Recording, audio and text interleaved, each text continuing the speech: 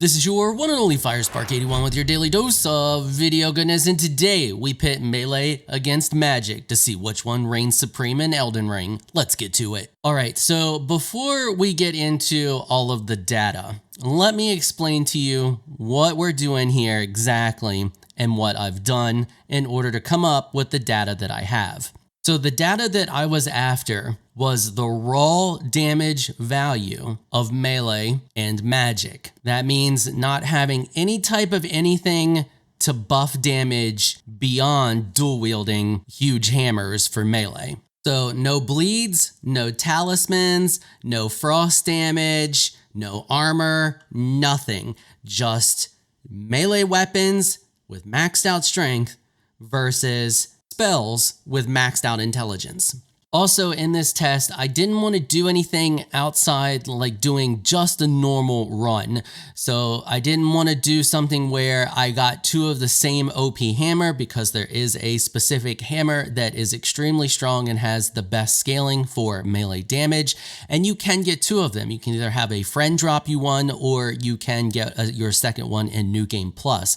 But I wanted to do a test on just your very first basic run, not going out of your way to do anything crazy, and get baseline damage numbers for that. So instead of getting two of the best hammer, I used the best hammer and the second best hammer.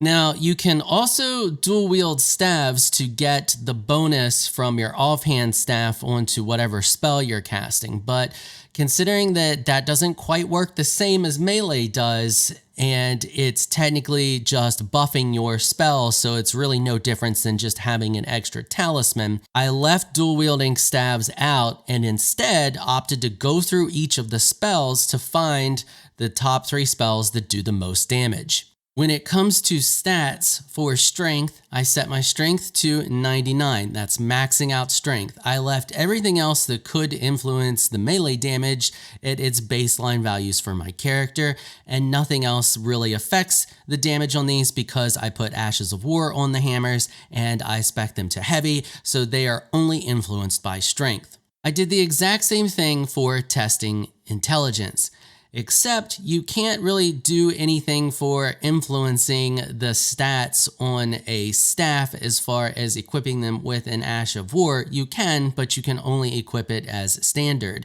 I could not change any of the scaling on the staves. However, from what I can tell, the only thing that really scales your sorcery damage is your intelligence anyway, so the other stats that are on the staff don't really seem to matter. Nevertheless, I left all of the other stats the lowest they could possibly be, only having enough to equip the staff that I was using for the tests. And finally, I ran the same 3 tests on 3 separate targets in 3 completely different locations on the map. I also made sure that these locations were in varying difficulty, because as you progress through the map, it does get more difficult and you end up with enemies that have higher resistances, higher armor, all of that. This helps ensure that I got a wide range of data, and then once I average the numbers together, it gives me a more accurate representation of the overall damage each individual playstyle is going to get you throughout the game. And those locations are Stormveil Castle, the Leyndell Capital, and the Mohgwyn Dynasty Mausoleum. For the strength tests, I did a jump attack, then I did a normal attack where you swing with both weapons, and then I did a heavy attack. For the magic tests, I used the spells Loretta's Mastery, Stars of Ruin, and Comet. Alright, one more thing before we get into the actual findings of these tests, and that is a quick disclaimer, because every time I do a video like this, people inevitably get butthurt because it makes them feel like their build is not good or whatever if the findings don't line up with what they feel is the better playstyle. Here's the thing, when it comes down to it, it doesn't really matter with this game. Play whatever playstyle you like, play with whatever weapons you want. It doesn't matter if they're the best weapons in the game or just some trash you picked up, just make sure you upgrade them. Use whatever staff you want. none of it really matters, and you can beat the game with pretty much whatever you want to beat the game with. And this is proven by all of the people out there beating the game with a level 1 wretch. It's doable. Not saying it's easy, but it's doable. So in the end, it doesn't really matter. This is all just for fun to see if one actually does do more damage than the other. And after all of that, let's finally get into the test results. So starting off with the pure strength build damage, we have the sewers. I did the jump attack. That came in at 1,806 damage. Just a normal attack for me. It's hitting my right mouse button that attacks with both hammers. That came in at 1,431. And then a fully charged heavy attack landed at 1,395. Moving over to the 𝐈𝐦𝐻𝐸 Dynasty, we have 1,626 for a jump attack, 1,282 for a normal attack. Heavy attack landed at 1,256. Then on to my favorite test troll. We have the jump attack landing at 1,990. We have a normal attack doing 1,587. And then last but not least, we have the fully charged heavy attack hitting for 1,675. Averaging all of those numbers together, we come up with an average damage total of 1,560.88. Moving on to the magic tests. Starting out in the sewers with Loretta's Mastery, we managed to pull out 2,009 damage.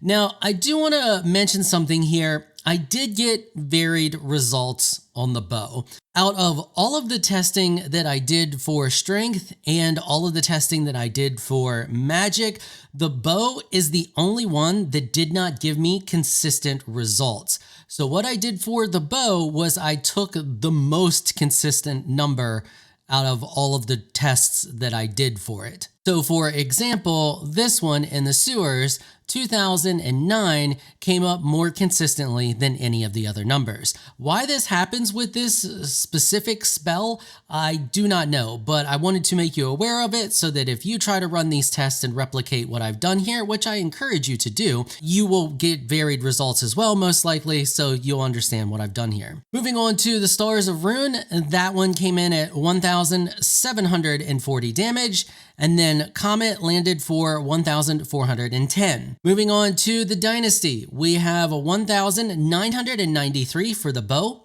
1,712 for Ruin, and the Comet came in at 1,410. And last but not least, on to my favorite test troll, the bow shot came in at 1,954. Stars of Ruin hit for 1,824, and Comet hit for 1,410. Averaging all of those together, we come up with an average damage amount of 1,718. After doing all this testing, we come up with an average damage of 1,560.88 for pure strength and 1,718 even for pure intelligence. That is a damage difference total of 157.11 damage in favor of magic. Now, what does this mean? Does this mean you should run out and respec your character and immediately give them 99 intelligence and be a mage? No. A 157 damage difference is completely negligible.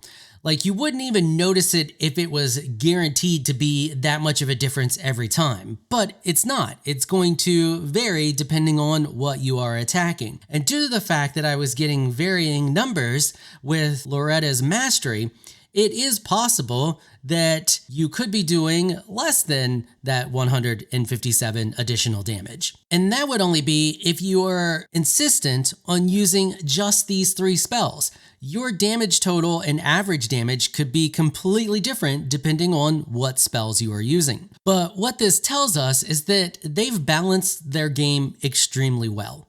There's really no big difference between being pure strength or pure intelligence. All right, and that's pretty much it for this one. I know that was a pretty long build up to an anticlimactic ending, but that's kind of what we got to do. You need to understand what I was going after and how I was going about doing it in order to understand the results. So now the question is, were you surprised with the findings? Also, would you like to see more videos like this? I could do one with dexterity versus strength or dexterity versus intelligence, whatever you guys want to see. Let me know down in the comments if you were surprised or not, and if you want to see other videos like this. And if you found this video informational and helpful or just funny, consider hitting the subscribe button and notification bell so you can be notified when I upload other videos like this. I want to give an absolute massive shout out and thank you to my supporters on Patreon for making this episode possible. Y'all are absolutely amazing people. If you would like to join my elite crew of Patreon supporters, please check out the link in the description below. If you enjoyed this video, please leave a comment down below. Let me know what you thought. If you're shy, you don't like to comment, just hit that thumbs up button and show your support. Until next time, thanks for watching.